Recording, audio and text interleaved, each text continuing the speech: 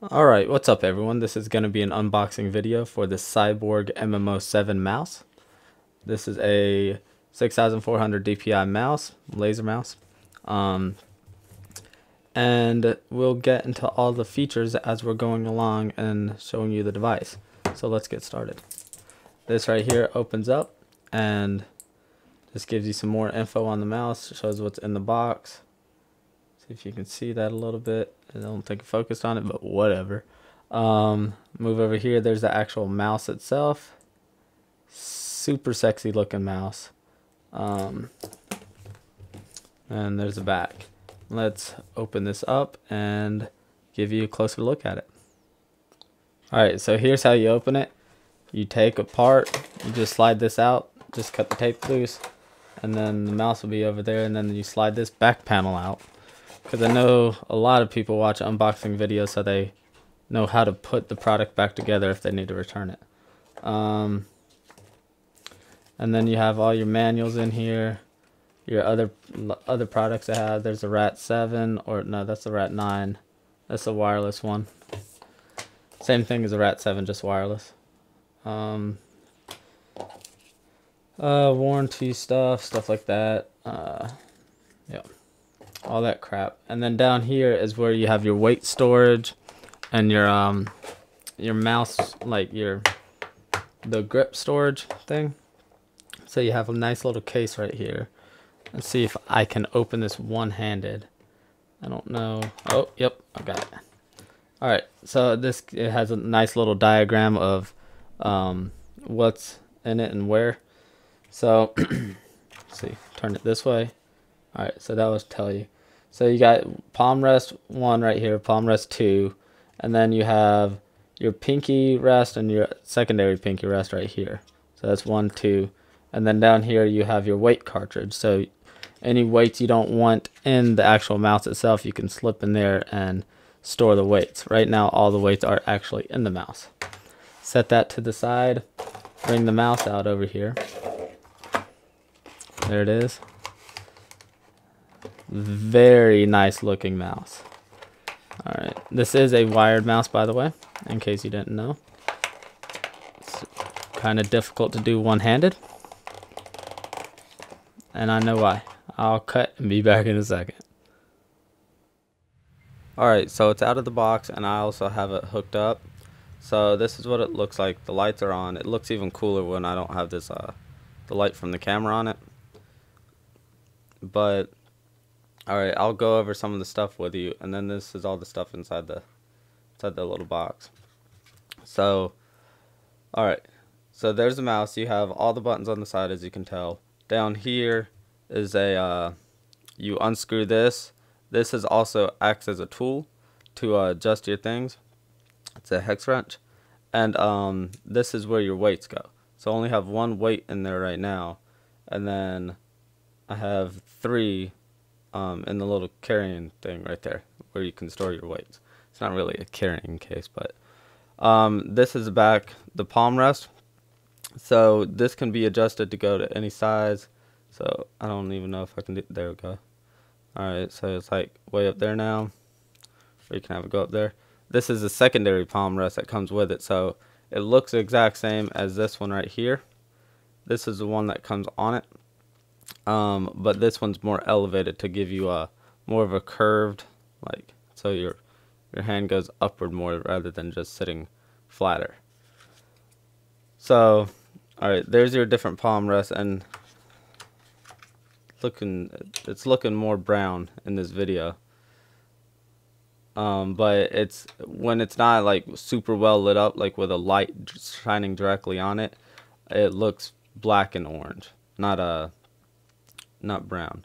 But when it's like super lit up like this, as you can tell from certain angles, it's kind of like a brownish looking color. But this one's black. This one's always black. Alright, so this is another palm rest that you can use. This one has a more grippy texture, so it gives you traction with your palm if you use your palm for to gain traction on the mouse. But I am keeping this one on because, one, it gives me the elevation. It's because I like it more curved, or at least I'm used to it because of my old mouse.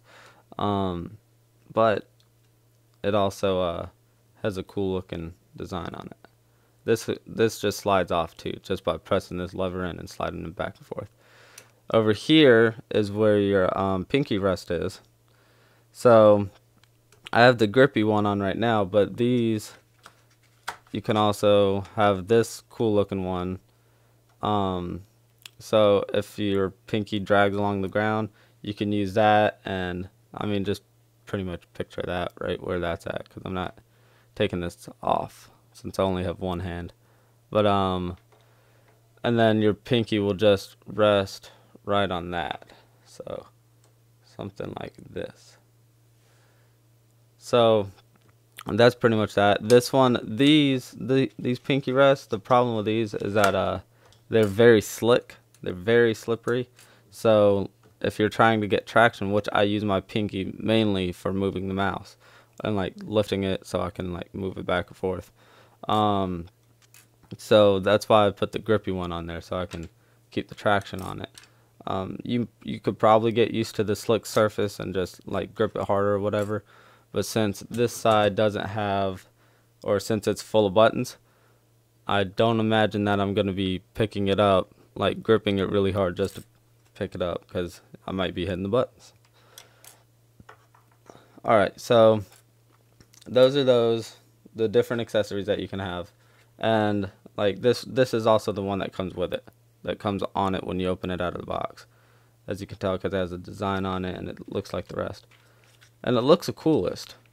But that grippy one is the most functional for me. Maybe those will be more functional for you. That's always the point of those accessories. Alright, let's bring it back over here and look at it some more. So like I said, this back little thing is a tool, so you can use that hex wrench that comes out of that to adjust right here. And then what that does it slides, can't speak, it slides this whole assembly forward and back. So right now it's all the way forward, so with your hand sitting on it, your finger could go in a certain position, but it could also go like way back here. Maybe if you have this further back, if you have big hands, or maybe you just want to hold it differently. But I want it like right where my thumb is resting, so I have it right there. Then you also use that tool to adjust right here, and then that can just take this piece off, and then you can replace it with the other pinky rest. Down there you can just see the Teflon feet on it to make it super slidey. And then up here, I'll go through some of the buttons with you. This is your mode or shift mode switch button. So basically, if you're when you're going through the modes over here, this is your mode switch button. When you're going through the modes, you hit this button and it'll do 3 different ones. So basically this does one, see how it changes colors, and then alright, so you got 3 modes right here, and then you hit this button and it'll shift into another 3 modes. So you can have up to 6 different modes that you can have presets on for all your different buttons. Over here is your horizontal scroll wheel that you can use, and up here is your DPI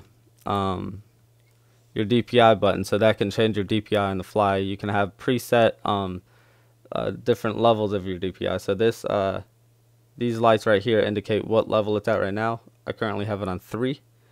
I haven't adjusted it really from its current one, but like 1 goes super slow, and then it goes all the way up to 4, which is default set to the max DPI, which is 6,400. But you can also adjust those at any interval that you want. Also, for slowing down your DPI, you can use this right here.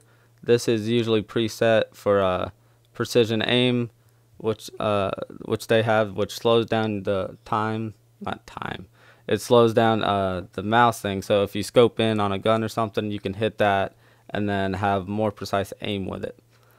So over here, these are your action lock buttons. So you basically click it and it'll toggle it on, or it'll make it ready in a ready state. So whenever you click this, now it's on. So let's say if you're playing a shooter, this will be like, it'll be on continuous fire right now. So your gun will just be keep going off.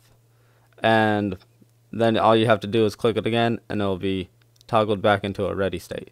So it's basically like a locking it on button. It doesn't actually physically lock it in, but it like does it in the game. This also works on this side, so you can have both of them doing it. And so this one, like maybe if you're playing another first person shooter, you can be scoped in on your gun without having to hold down the mouse, which that can be useful, I guess, if you're sniping a lot. So yeah, that's pretty much it. I'm not gonna fully take it apart because I'm doing this one-handed, but it's pretty awesome. So I'll catch y'all later.